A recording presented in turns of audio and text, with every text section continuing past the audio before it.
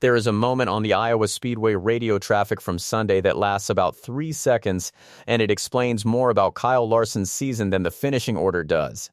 He had just been squeezed into the outside wall.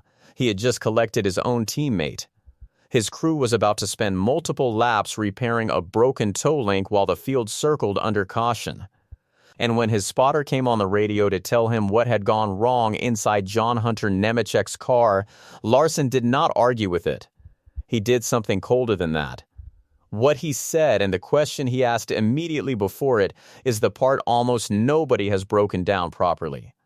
Start with a detail that makes the whole thing sting, because this was not a bad weekend for Kyle Larson. Not at first. Larson drew the 7th position in the qualifying order on Saturday. On a short oval that has not rubbered in yet, that is a difficult draw. The grip simply is not there early in the session, and most drivers who run that early surrender 2 or 3 positions purely because of timing. Larson did not surrender anything. He put the number 5 Chevrolet on the provisional pole and then sat there while car after car failed to beat the time. Only Ryan Blaney knocked him off, and only at the very end of the session. That left Larson starting second on the front row with Blaney on his outside at a track where the number 5 car had shown speed all weekend. There was one warning sign and almost nobody weighted it properly at the time. Before the race, Larson spoke to the USA Sports broadcast crew. Crew chief Cliff Daniels spoke to them as well.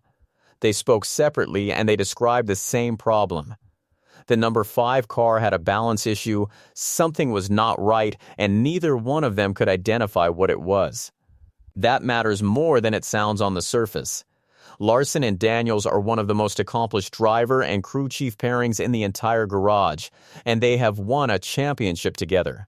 When both of them publicly admit they are guessing, that is a genuine signal.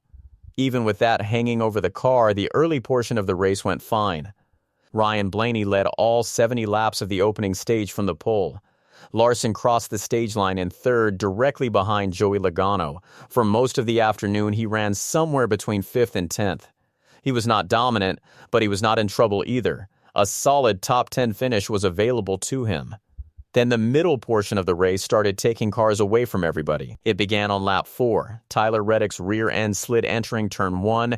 He ran into Eric Jones, and then he hit the wall. Both cars were finished for the day. Reddick took complete responsibility for it afterward. 100% that was on me, Reddick said. It's something I don't normally do, make those kinds of mistakes. He added that the day was gut-wrenching on a lot of levels, and that he believed the team had figured out what it needed for the race before he made the mistake. Reddick finished last in the 36-car field.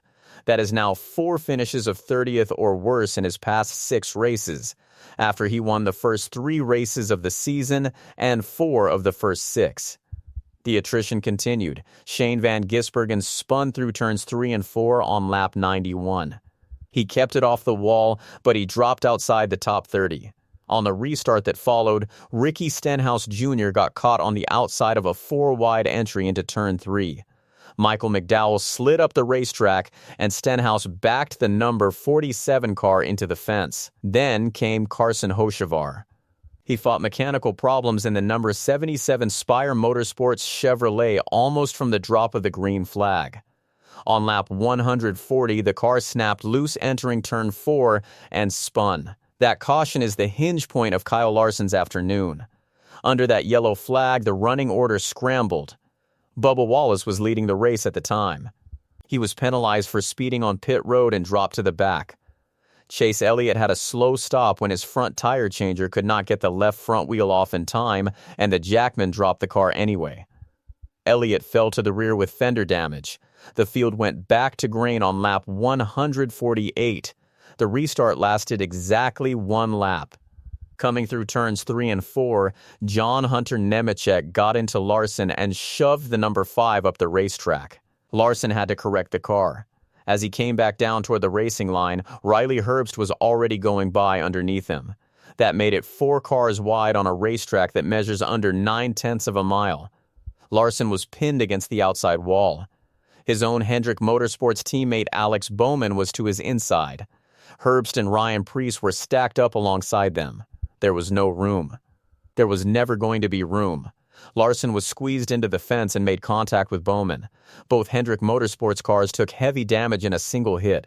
Bowman's number 48 was hurt badly enough that the team pushed it behind the wall for repairs, and his race was over.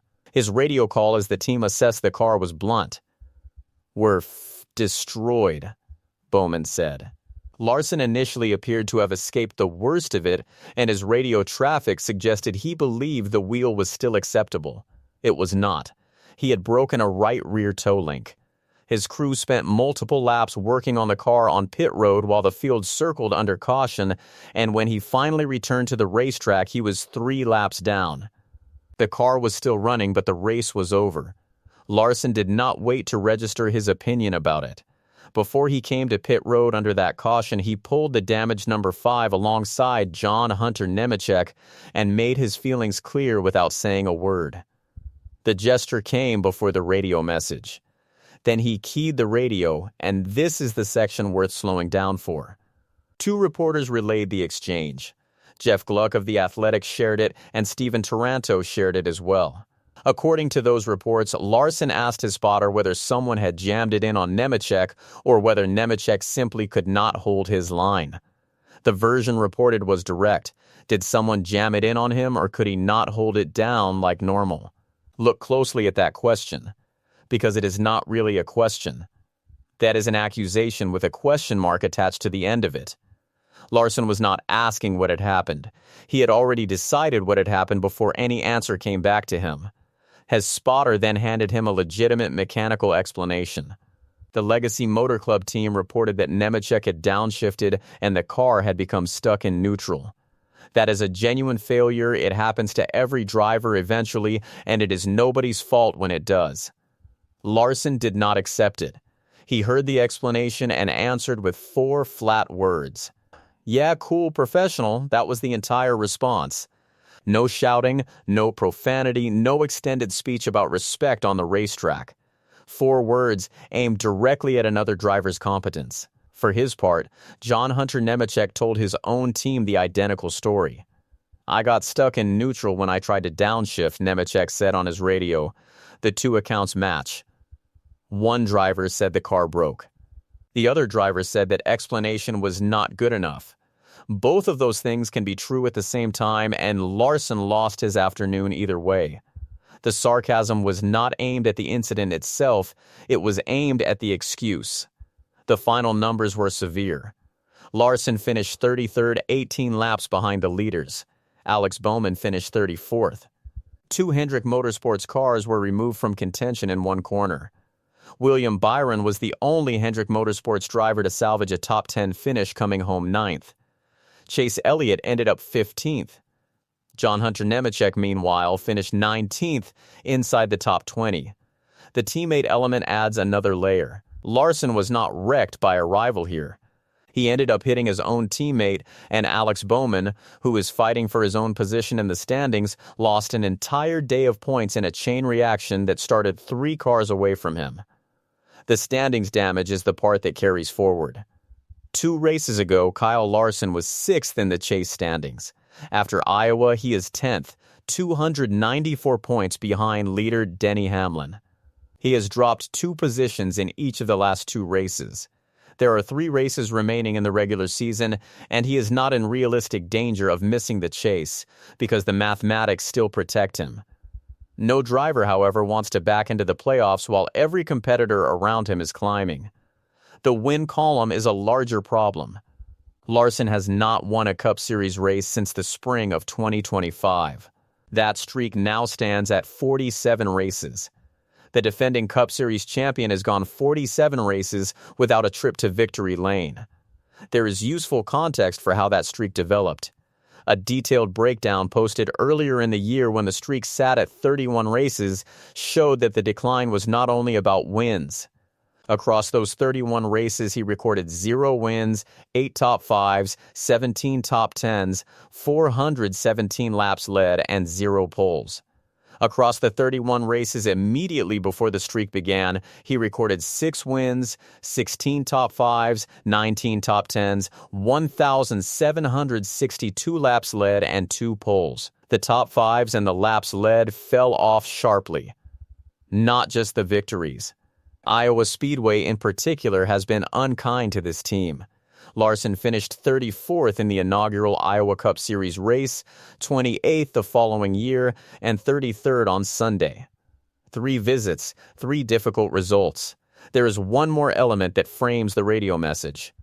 Larson arrived at this race weekend already frustrated.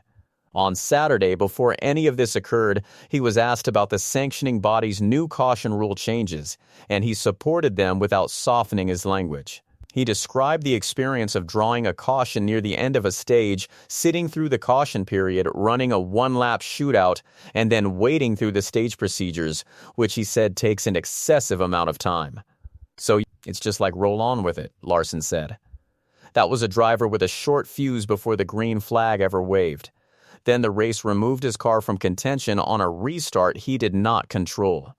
There is also a longer view on where this career is heading. Larson has been competing in the sport since 2013. The 34-year-old has won 3 Knoxville Nationals, 3 Chili Bowls, and a King's Royal in sprint cars. He previously expressed interest in leaving the Cup Series to pursue sprint car racing full-time, and he now holds a different view. I started saying this last year, but 40 is my next milestone, he said.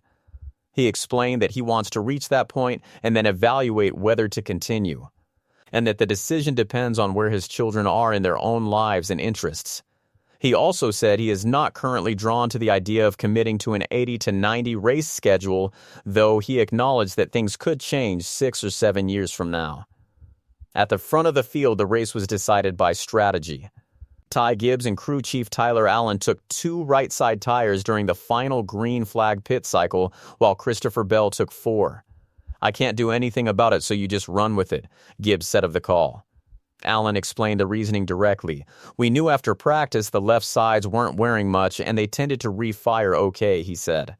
Gibbs came out ahead, inherited the lead when Ross Chastain pitted on lap 330 and held Bell off over the final 20 laps to win by 0.253 seconds.